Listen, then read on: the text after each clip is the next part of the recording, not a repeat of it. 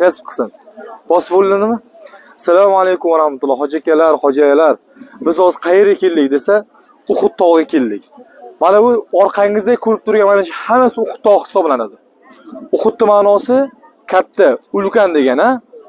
Bo'lib hamki jannatdan tushgan tog' bu.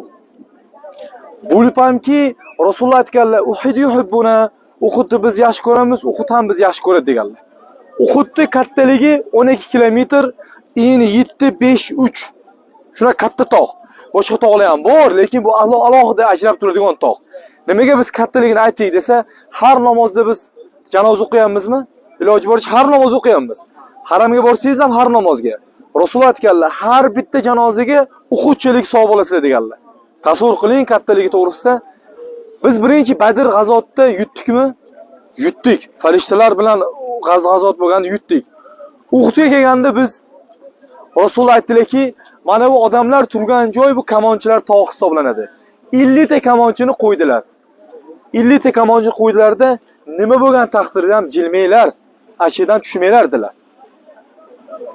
Ular Abu Sufyon, bular Qurayshiylar bu qo'shin bog'lab keldida, ana xurmozorni ko'ryapsizlar, bu yoqda Xolid ibn Valid 17 yil bu dinga qarshilik qilib kelgan. Allohning qilichi degan laqabni kelgan olgan. Xolid bu yerda 200 ta ot bilan tayyor turgan. Bu yoqda qo'shin keldi. 3 ta Ansoriylar kim edi? Madinaga kelganda Rasulullohni himoya qilgan insonlarmidi? Joni bilan, moli bilan 3 ta Ansoriy yutqizdik biz. Chunki ular Badrda yutgandik-ku, qattiq tayyorgarlik ko'rib kelgandi. Oxir Zubayr ibn Avvom Rasulullohning havoriylari degan, yaxshi ko'rganlarga laqab olgan Zubayr ibn Avvom niqob orqali to'sib chiqdi-da, urushib, roza uzoq jam bo'ldi. Xiyla bilan, xiyla durustmi? Ha, durust. Xiyla bilan uni yutdi. Shu darajada Allohu akbar deb turib baqir-chaqir qilganda bedagilar Madinadagi ayollar eshitgan ekan, bedagi ovozi. Xursand bo'lgandan. Urush paydo bo'ldi. Bu yerda bular kamonchilar bilan otishib bo'ldi. Natijada biz yutgandik.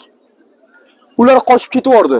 Hind, qayerga ketishyapsanlar deb haligilarni quvdi-da.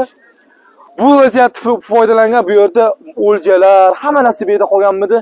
50 ta kamonchi aytdiki, haligi nimaga qarab ketdi. Boyliklarga uchib ketdi-da. Oxir 6 ta odam qoldi. 6 talar, "Voy, tushmanglar" deganlar Rasululloh degandan qolganlar 6 ta tushib ketishdi. Bu vaziyatdan foydalangan u yoqdagi Xolid 200 ta tuyasi bilan mana bu sizlar ko'rib turgan xurmozor orqasidan kelib turib, mana bu yerga kelib turib bularni zichqir o'tga oldi. Ana shu ot sinchib kelganda Rasulullohni nima qilib itarib tushirib. Qayga tushirdi? Quduqqa tushirdi, quduqqa. Rasululloh yoshlari 56 yosh bo'lgan. Saudlar bo'lgan usullarda ikkita nayza kirgan. Rasululloh muborak tishlari singan Uhudda.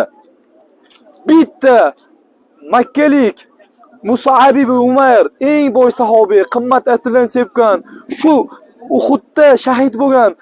Aytadi sahobalar, boshini yopsak oyoq ochilib qoladi, oyog'ini olsa boshini ochilib qoladi deydi. Rasululloh o'zlari dafn qilganlar.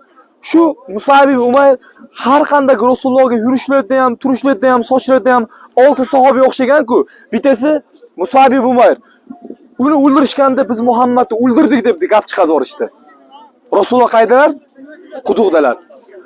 Ular chiqa olmayaptilar. Bu yerga qochishgan, bu yerda ancha shahidlar bo'lgan. Hamza radhiyallohu anhu. Rasululloh aytganlar, Allohga yoqadigan ism Abdurrahmon bilan Abdulloh, illo menga yoqqan ism Hamza deganlar. Shunaqangi Hamza shu yerda shahid bo'lganlarda shuna ukurib yig'lagan ekanligi Rasululloh sahobalar aytadi, biz Rasulullohni bunaqa yig'laganini eshitmagandik deydi. Shuna qattiq Rasululloh yaxshi ko'rgandilar. Amakivachchilar bo'lgan yo'llarda, ey Muhammad, Ka'bani yo'liga kelib da'vat qiling, kim nima desa, agar bolasi yetim qolmoqchi bo'lsa, xotini tul qolmoqchi bo'lsa, meni yonimga kelsin degan. Shu darajada Rasululloh qattiq xizmat qilgan Hamza radhiyallohu anhu. Shunaqangi Rasulullohga yordam bergan. O'sha zot bu yerda vafot etdilar-da. Chunki Hamzani hozir avtobusga aytdik, shahid qilish mumkin emas edi. Haybatlik.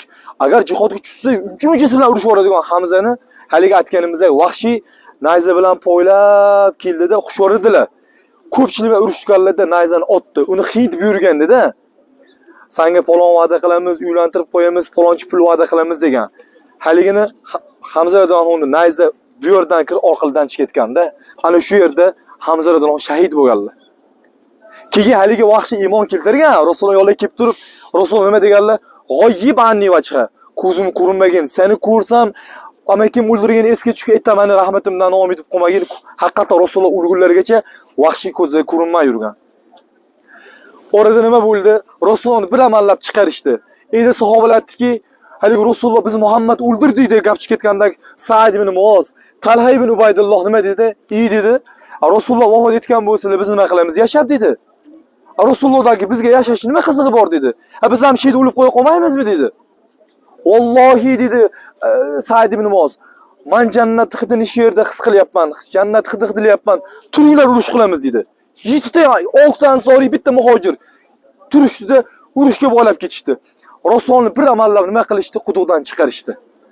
Ana shu yerda qarang, bitta Sa'd ko'rdilar-da. Ey bolam, ot bolam, ota-onam senga fido bo'lsin, ot bolam, bitta Sa'dga aytganlar. Ot bolam, dinni asrab qol. Ot bolam Sa'd aytdi, otaman deydi, bitta nayza 2 martalab ham kelyapti deydi. Talha ibn Ubaydulloh, qilich keladimi, nayza keladimi, to'siyapman deydi. Bir o'ng qo'llariga qilich keldi, voy dedilar.